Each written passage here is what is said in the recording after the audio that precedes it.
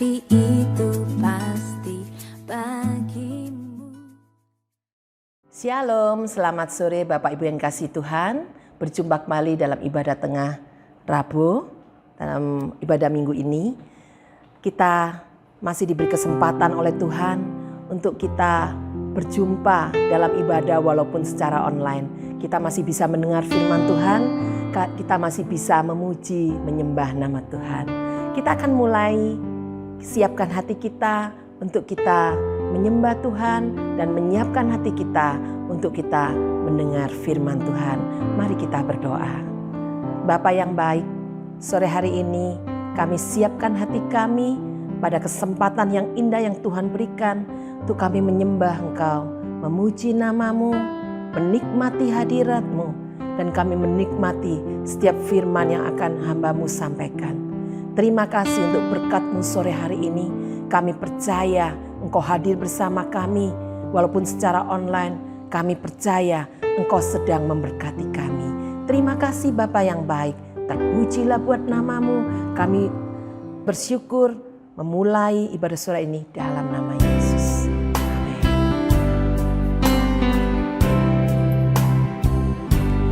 Hidup ini adalah kesempatan. Hidup ini untuk melayani Tuhan. Jangan sia-siakan waktu yang Tuhan beri. Hidup ini hanya sementara. Hidup ini adalah kesempatan. Hidup ini untuk melayani Tuhan. Jangan sia-siakan waktu yang Tuhan beri. Hidup ini harus jadi berkat. Oh Tuhan, pakailah hidupku selagi aku masih kuat. Bila saatnya nanti ku tak berdaya lagi, hidup ini sudah jadi berkat.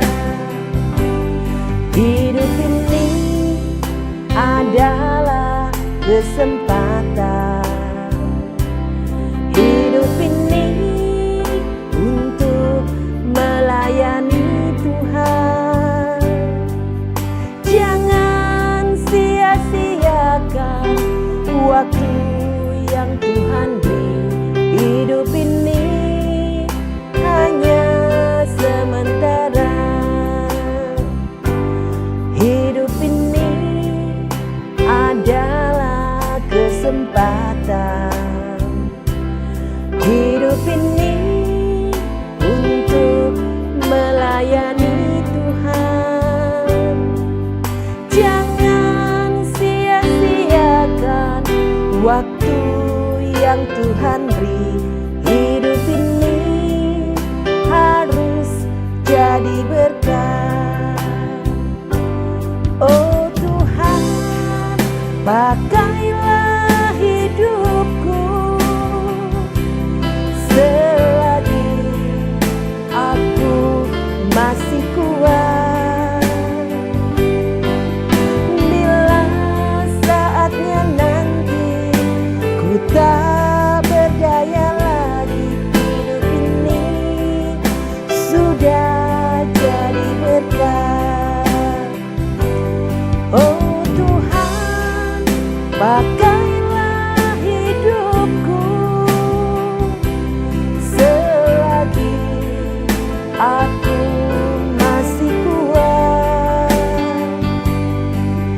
Bila saatnya nanti ku tak berdaya lagi, hidup ini sudah jadi berkat. Oh Tuhan, oh Tuhan,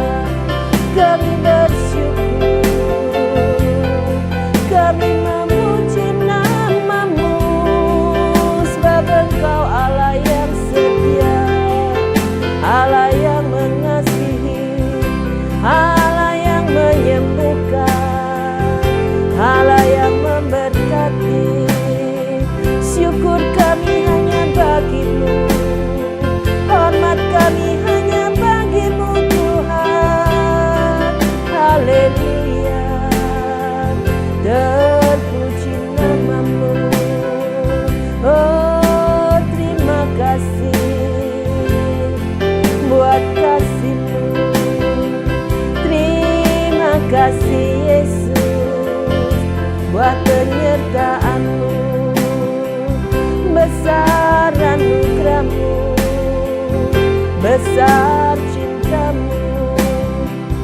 Kami bersyukur, kami bersyukur. Hanya syukur kami yang bisa kami naikkan kepadamu Tuhan. Kalau sampai hari ini kami ada, kami boleh memuji, menyembah Engkau. Semua karena kesempatan yang Tuhan berikan dalam hidup kami. Biarlah kami tetap setia mengasihi, melayani, mencintai Engkau sampai seumur hidup kami. Kami siapkan hati kami siapkan tanah yang terbaik untuk kami boleh menerima setiap kebenaran firman-Mu. Engkau pakai hamba-Mu, Kau urapi hamba-Mu Tuhan. Apa yang Kau sampaikan itu benar-benar membuat kami bertumbuh dewasa, pengenalan akan Kau. Terima kasih Bapa, terima kasih. Kami bersyukur dan kami siap menerima kebenaran-Mu dengan penuh sukacita. Hanya dalam nama Yesus kami bersyukur dan berdoa. Haleluya. Amin. Shalom. Shalom jemaat Tuhan GBI Bangkalan. Apa kabarnya? Ya, bersama dengan Yesus kita boleh tetap sehat, tetap semangat, dan tetap bersukacita. Senang kalau pada kesempatan hari ini saya boleh kembali berjumpa dengan Bapak Ibu Saudara sekalian. Doa saya, Bapak Ibu Saudara sekalian boleh penuh dengan sukacita, damai sejahtera yang daripada Tuhan Yesus yang akan menguatkan dan senantiasa menyertai setiap kehidupan kita. Ya, Bapak Ibu Saudara, tanpa terasa sudah 6 bulan lebih kita berada di dalam keadaan kondisi akibat daripada virus corona ini, Bapak Ibu Saudara. Dampak yang ditimbulkan oleh virus ini sangat luar biasa, Bapak Ibu Saudara. Dalam bidang kesehatan kita tahu bersama, makin banyak orang yang tertular dengan virus ini, sehingga membuat kita semakin hari harus semakin waspada untuk menghadapi semua itu. Kita harus semakin menjaga kesehatan dengan baik, ya, semakin rajin cuci tangan. Kemanapun kita pergi kita menggunakan masker, dan kita harus tetap menjaga jarak dengan beberapa orang yang ada di sekitar kita, Bapak Ibu Saudara. Bahkan bukan hanya dalam kesehatan saja, dalam hal ekonomi ini sangat-sangat mempengaruhi kehidupan kita, Bapak Ibu Saudara.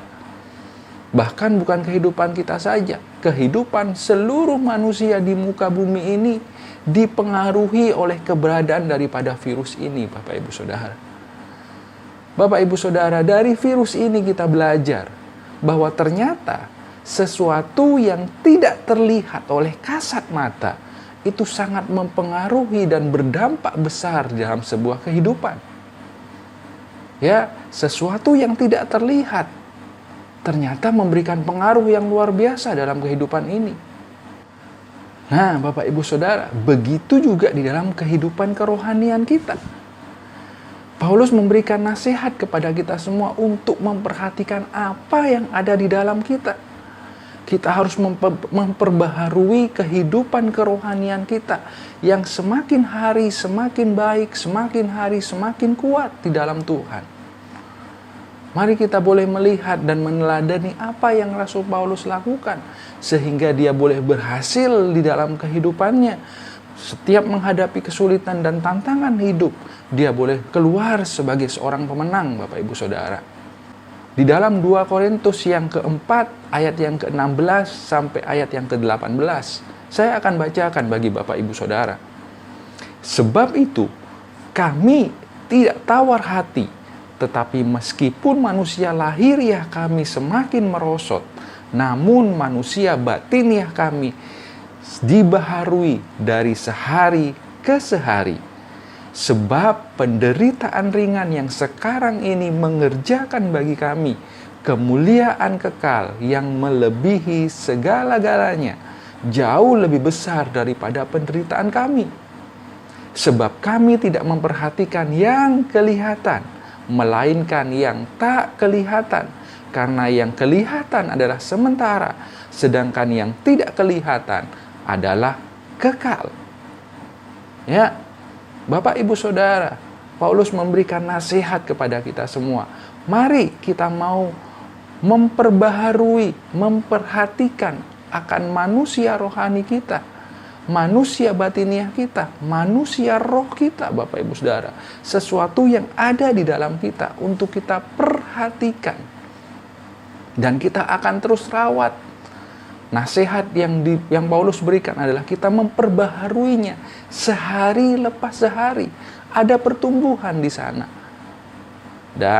Dan luar biasanya Bapak Ibu Saudara, di ayat yang ke-17 dikatakan, sebab penderitaan ringan yang sekarang ini. Wow, Paulus mengatakan bahwa penderitaan yang dia alami adalah penderitaan yang ringan. Penderitaan seperti apa yang Paulus hadapi sehingga dia mengatakan itu adalah penderitaan yang ringan? Bapak Ibu Saudara, kalau kita melihat ayat yang ada di atasnya, di 2 Korintus yang keempat, ayat yang ke-8, ini adalah penderitaan yang dialami oleh Paulus. Ya, saya akan bacakan bagi Bapak Ibu Saudara. Dalam segala hal, kami ditindas, namun tidak terjepit. Kami habis akal, namun tidak putus asa. Kami dianiaya, namun tidak ditinggalkan sendirian. Kami dihempaskan, namun tidak binasa. Inilah penderitaan yang Paulus alami, Bapak Ibu Saudara. Tapi luar biasanya, dia mengatakan itu adalah penderitaan yang ringan. Bagi saya, dan mungkin bagi Bapak Ibu Saudara, ini adalah penderitaan yang berat, bukan ringan. Tapi mengapa Paulus bisa mengatakan itu penderitaan yang ringan? Jawabannya sederhana, Bapak Ibu Saudara. Karena Paulus memperhatikan apa yang ada di dalam. Dia memperhatikan manusia rohaninya. Dia memperhatikan manusia batiniahnya yang dia terus perbaharui sehari lepas sehari. Dan dia fokus hanya memandang kepada kekekalan yang Allah sediakan di dalam hidupnya. Ini yang menjadi rahasia bagaimana Paulus bisa tetap kuat, bahkan bisa dikatakan dia menjadi teladan yang baik bagi semua kita, orang-orang yang percaya kepada Tuhan Yesus. Nah, dari ini Bapak Ibu Saudara, kita mau sama-sama belajar Bapak Ibu Saudara. Ada 2 kunci untuk kita bisa membangun manusia roh kita, Bapak Ibu Saudara. Yang pertama, Amsal 4 ayat 23 dikatakan di sana, jagalah hatimu dengan segala kewaspadaan, karena dari situlah terpancar kehidupan. Dari hati itu mempengaruhi seluruh kehidupan kita. Dari hati yang tidak kelihatan ini dapat terpancar seluruh kehidupan kita. Di terjemahan yang lain Bapak Ibu Saudara, Amsal 4 ayat 23 mengatakan di sana, yang terutama sekali, jagalah hatimu, karena hatimu mempengaruhi segala sesuatu di dalam hidupmu. Ya Bapak Ibu Saudara, mari jaga hati kita dengan penuh kewaspadaan. Segala sesuatu yang penting, yang berharga, yang bernilai, pasti kita akan jaga itu dengan sebaik-baiknya. Begitu juga dengan hati Bapak Ibu Saudara. Kalau kita tahu bahwa hati ini adalah sesuatu yang penting, yang bernilai dan berharga, maka kita pun juga harus menjaganya, merawatnya dengan sebaik-baiknya. Perlu Bapak Ibu Saudara ketahui bahwa kualitas hati tidak pernah datang secara otomatis, tidak pernah datang secara sendirinya. Harus kita jaga dan harus kita rawat Bapak Ibu Saudara. Hati itu ibarat sebuah pipa saluran air Bapak Ibu Saudara. Pipa saluran air adalah mengalirkan air yang dari sumber kepada tempat di mana dia harus mengalirkan Bapak Ibu Saudara. Sumber yang jernih, sumber yang bersih, ketika dia melalui sebuah pipa yang kotor, maka air yang dihasilkan adalah air yang kotor. Oleh karenanya Bapak Ibu Saudara, hati kita harus bersih supaya segala sesuatu yang bersih yang kita terima, kita boleh keluarkan juga sesuatu yang bersih yang akan mengaliri seluruh kehidupan kita. miliki hati yang benar, miliki hati yang bersih, miliki hati yang baik, Pak Ibu Saudara. Yesus pernah memberikan nasihat kepada kita semua. Yesus mengingatkan kita, tetapi apa yang keluar dari mulut itu berasal dari hati, dan itulah yang menajiskan orang. Karena dari hati timbul segala pikiran jahat, pembunuhan, persinahan, percabulan, pencurian, sumpah palsu, dan hujat. Betapa berbahayanya sebuah hati yang tidak terkontrol, Bapak Ibu Saudara. Ya, segala kejahatan dimulai dari hati. Segala sesuatu yang buruk dimulai dari hati. Oleh karenanya mari kita mau jaga hati kita. Kita mau merawat dan menjaganya dengan sebaik-baiknya, Bapak Ibu Saudara. Membangun manusia roh itu selalu dimulai dengan kita menjaga hati kita. Jangan hanya kita berfokus membangun apa yang ada di luar. Penampilan kita, prestasi kita, karisma kita. Tapi mari kita mau membangun juga dari dalam hati kita. Perlu Bapak Ibu Saudara ketahui bahwa sebelum Yesus merubah keadaan kita, Dia akan lebih senang membangun apa yang ada di dalam kita. Semua dimulai dari hati kita, Bapak Ibu Saudara. Allah memperhatikan hati kita. Kalau Allah ingin merubah keadaanmu, Dia akan lebih dahulu merubah akan hatimu.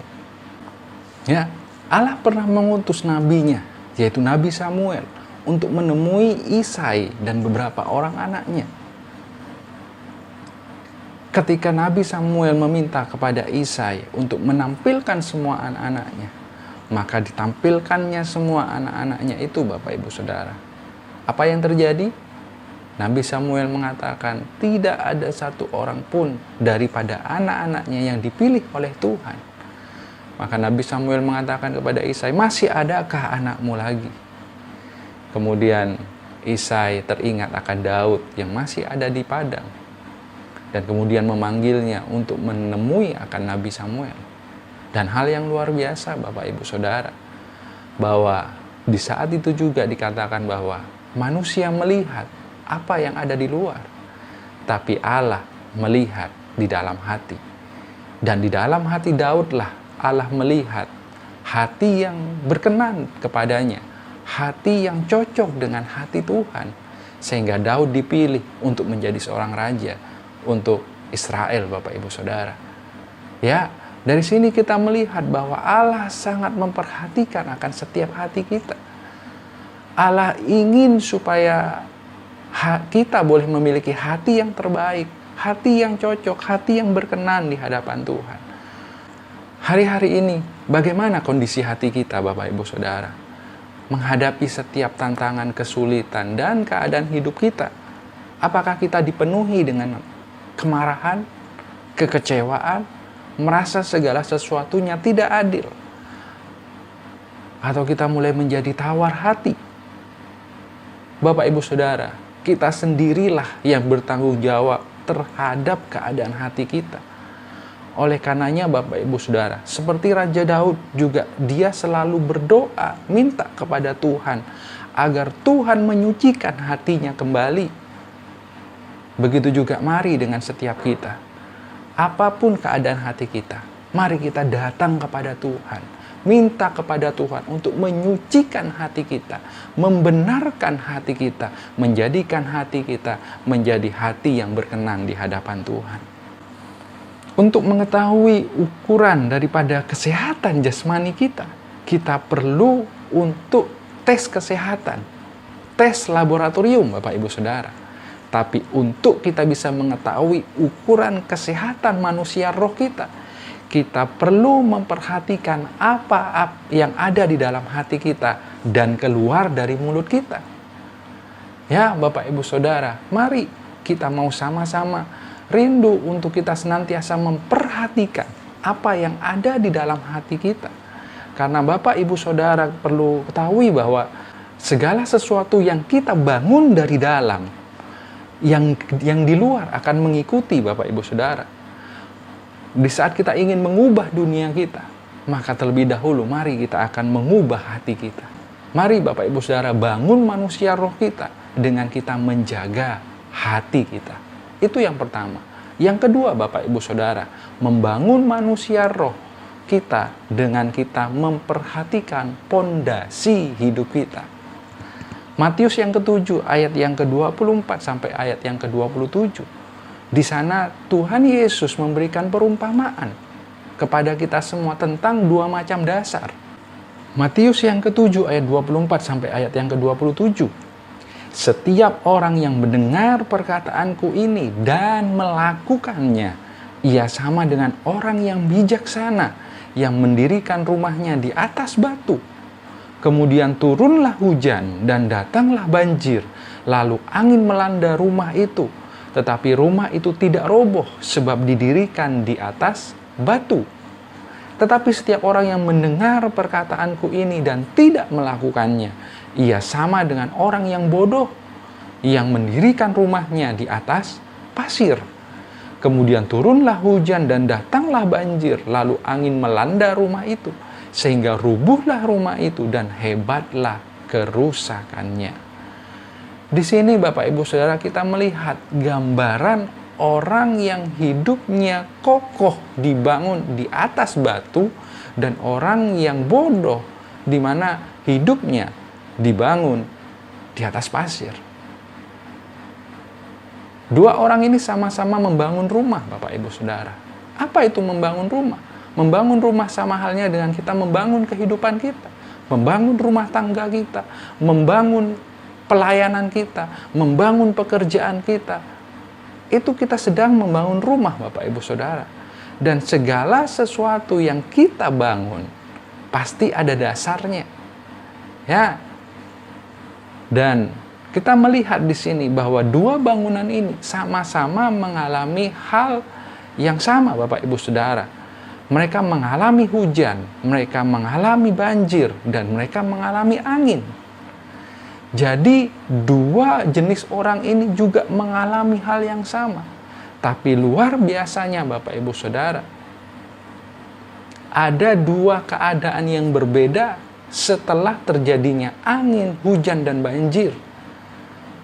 Orang yang bijaksana yang membangun rumahnya di atas pondasi batu, Bapak Ibu Saudara, kita melihat bahwa bangunan yang mereka bangun tetap kokoh. Berbeda halnya bagi orang yang membangun di atas pasir, Bapak Ibu Saudara.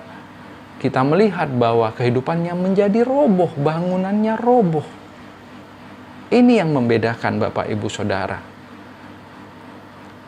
Pondasi kehidupan itu sangat menentukan akan bangunan yang ada di atasnya. Ketika Bapak Ibu Saudara berkunjung ke rumah seseorang, pasti Bapak Ibu Saudara yang Bapak Ibu Saudara perhatikan adalah, wah, rumahnya bagus ya, sofanya bagus, TV-nya bagus, lampunya bagus. Gak mungkin Bapak Ibu Saudara datang ke rumah seseorang dan mengatakan, wah, pondasi rumah ini kuat ya. Ya Bapak Ibu Saudara, karena pondasi nggak kelihatan. Pondasi adalah sesuatu yang tidak terlihat dan tidak menarik Bapak Ibu Saudara. Seseorang lebih tertarik untuk membahas akan hal-hal yang kelihatan, yang indah. Tapi kita seringkali melupakan pondasinya Bapak Ibu Saudara. Ingat, segala sesuatu yang indah yang kita bangun tanpa pondasi yang kuat, maka itu akan menjadi sesuatu yang sia-sia. Mazmur yang ke-11 ayat yang ke-3 dikatakan, apabila dasar-dasar dihancurkan, apakah yang dapat dibuat oleh orang benar itu? Ya Bapak Ibu Saudara, orang benar pun juga memiliki dasar. Oleh karenanya, pastikan Bapak Ibu Saudara bahwa Bapak Ibu Saudara sedang dibangun atas dasar yang benar. Apa dasar yang benar itu? Dasar yang benar adalah ketika kita mendengar firman Tuhan dan melakukan firman Tuhan. Kapan hal itu bisa terjadi Bapak Ibu Saudara? Hal itu bisa terjadi adalah ketika kita menjadikan Yesus sebagai Tuhan di dalam kehidupan kita. Kita menjadikan Yesus sebagai penguasa tunggal atas kehidupan kita. Maka kita akan dengan mudah untuk kita mentaati akan setiap firman yang Dia sampaikan, mentaati akan setiap perintah yang Dia berikan kepada kita untuk kita lakukan, Bapak Ibu Saudara. Membangun manusia roh itu berarti kita sedang membangun pondasi kehidupan kita. Ketika kita memiliki pondasi yang kuat, maka percayalah, bangunan yang sedang kita bangun, mungkin itu rumah tangga kita, pelayanan kita, pekerjaan kita, itu akan menjadi sesuatu yang kuat, yang tidak akan mudah diombang-ambingkan atau tidak mudah dihancurkan oleh tantangan dan kesulitan kehidupan ini, Bapak Ibu Saudara. Bapak Ibu Saudara, Mazmur 92 ayat yang ke-13 dikatakan di sana, orang benar akan bertunas seperti pohon korma, akan tumbuh subur seperti pohon aras di Libanon. Ya, menarik untuk kita boleh membahas akan pohon aras, Bapak Ibu Saudara. Pohon aras adalah pohon yang sangat besar, tinggi dan kuat. Berbeda jauh dengan jamur, Bapak Ibu Saudara. Bicara jamur adalah sesuatu tumbuhan yang tumbuh menempel di sebuah dahan yang lembab, yang sudah hampir hancur, sangat rapuh, Bapak Ibu Saudara. Dan kita ketahui bahwa jamur boleh bertumbuh dengan cepat, tapi akhir kehidupan jamur adalah dia menjadi makanan dan kemudian dibuang ke dalam jamban. Berbeda halnya dengan pohon aras. Pohon aras yang tinggi dan besar akan menjadi sebuah pohon yang boleh berguna, menjadi monumen, menjadi karya yang mulia, menjadi karya seni yang dapat bertahan selama ratusan tahun. Bahkan dari generasi ke generasi, pohon aras menjadi sesuatu yang sangat indah, Bapak Ibu Saudara. Bapak Ibu Saudara, hari-hari ini dengan apakah kehidupan kita sedang dibangun? Khususnya kerohanian kita. Apakah kita membangun seperti jamur yang sebentar ada dan sebentar tidak ada? Yang sangat dipengaruhi dengan keadaan, yang sangat dipengaruhi dengan situasi. Atau seperti pohon aras, Bapak Ibu Saudara, yang kuat, yang semakin hari semakin tinggi, dan tidak terpengaruh dengan keadaan yang ada di sekitarnya. Kesulitan, tantangan tidak pernah menghalangi akan pohon aras untuk boleh semakin bertumbuh semakin tinggi. Demikian dengan setiap kita, kehidupan kita, Bapak Ibu Saudara. Mari kita terus membangun manusia roh kita dengan benar, dengan menjaga hati kita, dan memiliki pondasi yang benar di dalam kehidupan ini. Doa saya buat Bapak Ibu Saudara, apapun tantangan masalah yang sedang engkau hadapi, engkau akan keluar sebagai pemenang karena engkau telah melakukan setiap perintah dan kehendak daripada Tuhan. Tuhan Yesus memberkati Bapak Ibu Saudara sekalian. Mari kita berdoa. Kami bersyukur kepadamu Tuhan, buat hari ini kami boleh dengar firman Tuhan, dan kami berdoa kiranya Tuhan yang terus menolong setiap kami mengerti, memahami, dan melakukan setiap kebenaran firman-Mu di dalam kehidupan ini Tuhan.